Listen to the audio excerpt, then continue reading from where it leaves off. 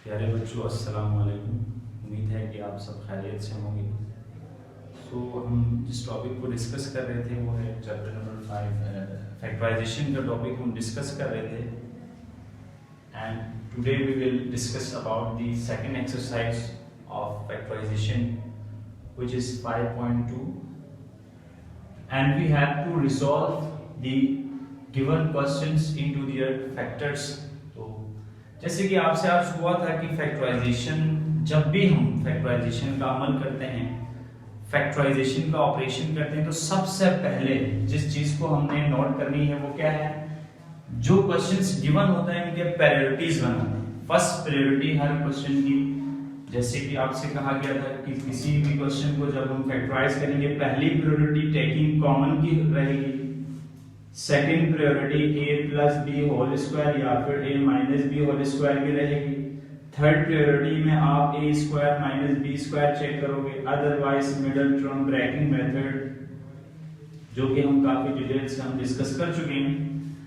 अब आपके पास एक क्वेश्चन नंबर सेकंड यानी थर्ड पार्ट है बुक में, ये क्वेश्चन नंबर थर्ड है, इसको हम पहले डिस्कस करते हैं। y की पावर 4 प्लस 2 y की पावर 3 z माइनस 2 y की power z cube minus z की पावर 4। अब इसमें आपसे कहते हैं कि इनको रिसॉल्व इनटू फैक्टर्स, इनके फैक्टर में रिसॉल्व करें, यानी इनको इसके फैक्टर्स में डिस्ट्रीब्यूट करें। ये पॉलिनोमियल एक्सप्रेशन गिवन है और इसको क्या करना है, हमने इसके अपने फैक्टर्स में डिस्ट्रीब्यूट करना है। तो उसके लिए हम सबसे पहले क्वेश्चन की प्रायोरिटी चेक करेंगे कि इस क्वेश्चन में हम इन तमाम मेथड में से कौन सा मेथड अप्लाई कर सकते हैं।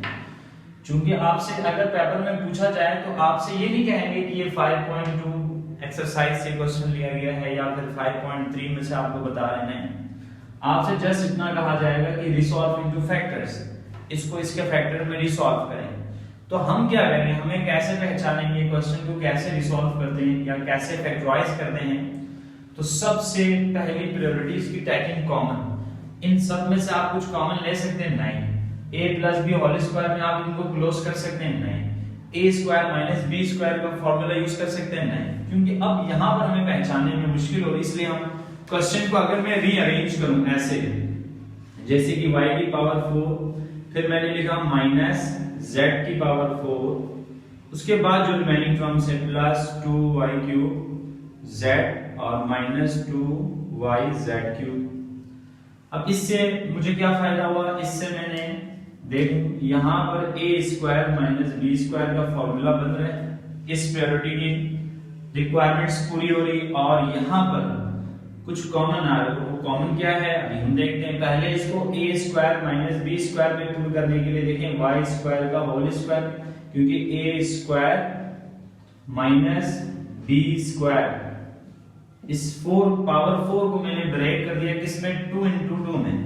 तो अगर मैं 2 के ऊपर 2 अप्लाई करता हूं तो क्या बनेगा, y की पावर 4। इसी तरह यहां पर plus 2y cube z minus 2y z cube में से क्या कॉमन आ रहा है, सबसे पहले मैंने कॉमन लिया प्लस का 2, क्योंकि 2 के टाइम में दोनों आ रहे हैं। उसके बाद में मैंने कॉमन लिया y, एक y कॉमन लिया, क्योंकि y यहां पर 3y है और यहां पर 1y है, तो 1y जो है वो कॉमन है।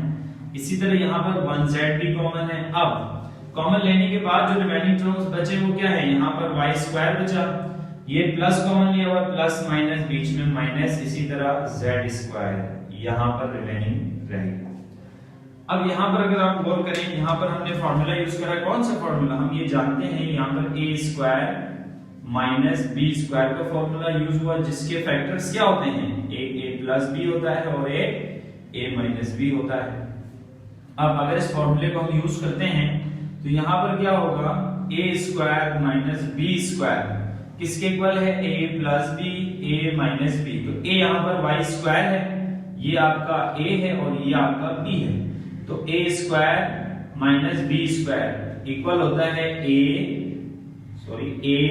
प्लस b के लिए a क्या है आपके पास, y स्क्वायर है, तो a प्लस b और a माइनस b, यहां तक क्लियर है। उसके बाद जो रिमेनिंग टर्म है वो आप एज इट इज लिख दें 2yz और इसी तरह y square minus z square. अब यहाँ पर देखें इस क्वेश्चन में हम इतना फैक्टराइज कर चुके हैं कि उस क्वेश्चन में टोटल अब कितने टर्म्स हैं, 2 टर्म्स रह गए। यहाँ से यहाँ तक पूरी एक ही टर्म है, यहाँ से यहाँ तक पूरी एक ही टर्म है।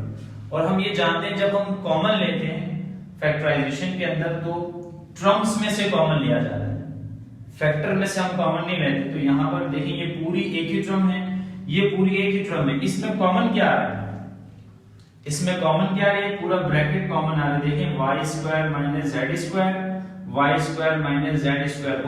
हम ये जानते हैं कि जब भी कोई ब्रैकेट कॉमन आ जाए तो फौरन उस ब्रैकेट को हम कॉमन लेते हैं और ब्रैकेट को कॉमन लेने से आपका काम आसान हो जाता है। तो यहाँ से y square minus z square, y square minus z square को इन दोनों टर्म्स में से मैंने कॉमन लिया।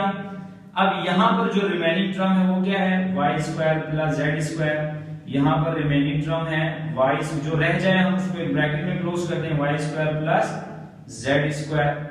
इसी तरह और यहाँ पर जो रिमेनिंग है वो क्या है, प्लस 2yz, क्योंकि यहाँ से y square minus z square common चला गया। अब ये रिमेनिंग टर्म्स रह गए।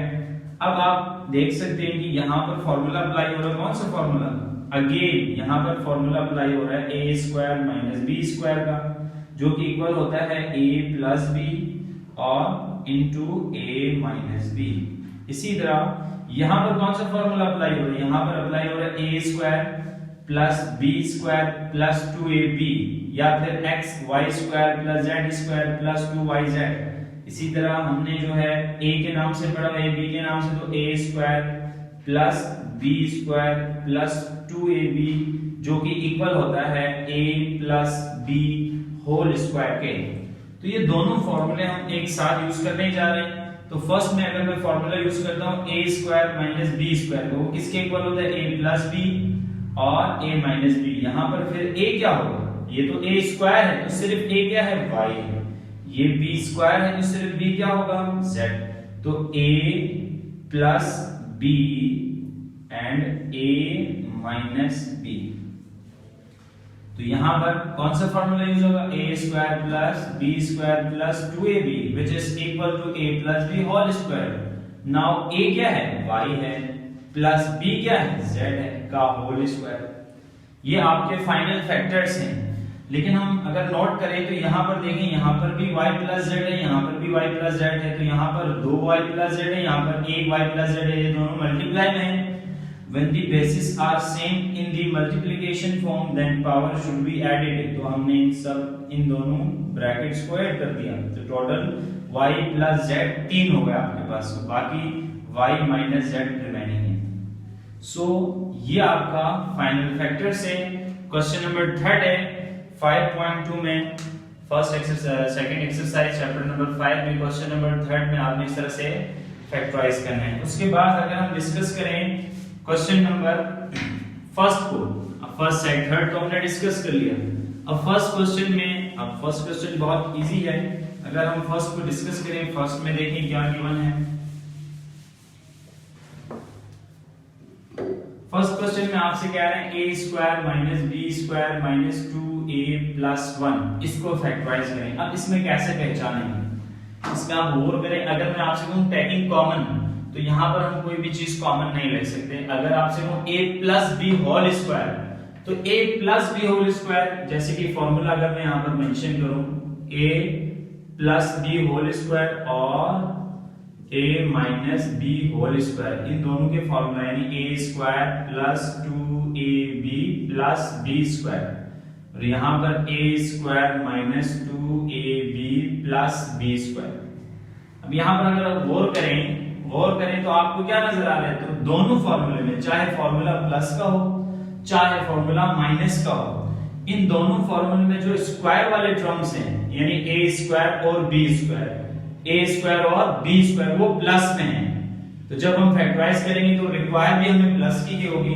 लेकिन ये जो b स्क्वायर है यहाँ पर माइनस का, इसका मतलब इस फॉर्मूले में हम इसको पुट नहीं कर सकते, इसलिए हम क्या कर रहे हैं, अरेंज करेंगे। फिर देखें a स्क्वायर, ये माइनस 2a प्लस 1 और माइनस b स्क्वायर को हम साइड पर ले गए, यानी एंड में लिखा, अरेंज किया। क्योंकि हम ये जानते हैं कि होल स्क्वायर में ये फॉर्मूले में जो स्क्वायर वाले टर्म्स होते हैं वो दोनों प्लस के हैं, लेकिन ये माइनस का है, उसको प्लस में नहीं बना सकता फिलहाल। तो इसको मैंने क्या करा, साइड पर एंड में लिखा, बाकी सबको अरेंज करके लिख दिया। तो उसके बाद अरेंज करने से क्या हुआ, देखें अगर मैं यहाँ पर ये फॉर्मूला यूज करना चाहूं या ये फॉर्मूला यूज करना चाहूं, उसके लिए मुझे क्या चाहिए, a square minus 2ab plus b square चाहिए। उसके लिए देखें a square minus 2ab plus b square. अब इनमें वैल्यूज पुट करने पर अगर ये टर्म बन जाए, यहां से यहां तक अगर ये बन जाए, इसका मतलब फिर ये फॉर्मूला यहां पर अप्लाइबल है। तो यहां पर मैंने लिखा a, तो a स्क्वायर 2a, a फिर वही होगा। इसी तरह b क्या होना चाहिए, 1 का स्क्वायर 1 होता है, तो b क्या है 1, यानी a square minus 2ab plus b square. इसको आप सिंप्लीफाई करें तो फिर से ये टर्म बननी चाहिए, क्योंकि a स्क्वायर माइनस 2a और प्लस b स्क्वायर किसके इक्वल आ रहा है, a square minus 2a plus 1 के इक्वल आ रहा है, बिल्कुल सही है। अब जो रिमेनिंग टर्म है वो क्या है, last remaining term minus b square. अब यहां से यहां तक आप ये कह सकते हैं, क्या कह सकते हैं, यहां से यहां तक अगर आप ऑब्जर्व करें, देखें a square minus 2ab plus b square किसके इक्वल होगा, a square minus 2ab plus b का square which is equal to a minus b का whole square.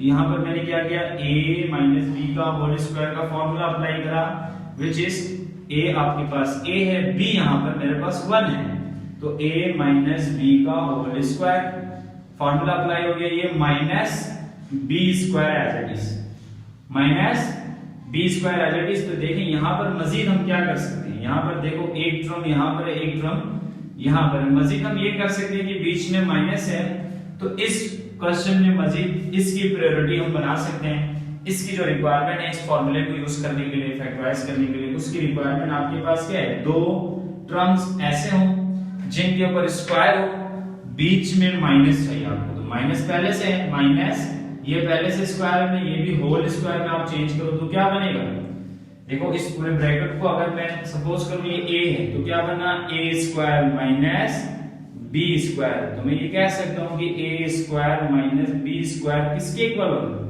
a plus b और a माइनस b के equal होता है, ऐसे ही है।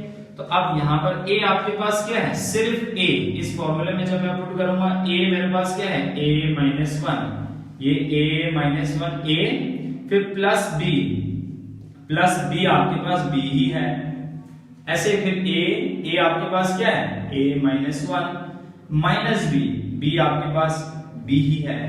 अब यहाँ पर ये फाइनल आंसर है, लेकिन आप इसको अरेंज करना चाहते हैं अल्फाबेटिकल ऑर्डर में, तो उसको पहले मैं क्या लिखता हूं, a प्लस b माइनस 1, इसी तरह a माइनस b माइनस 1, पहले वेरिएबल्स लिखे, उसके बाद मैंने कांस्टेंट नंबर लिखा, ये आपके फाइनल फैक्टर्स आ गए हैं।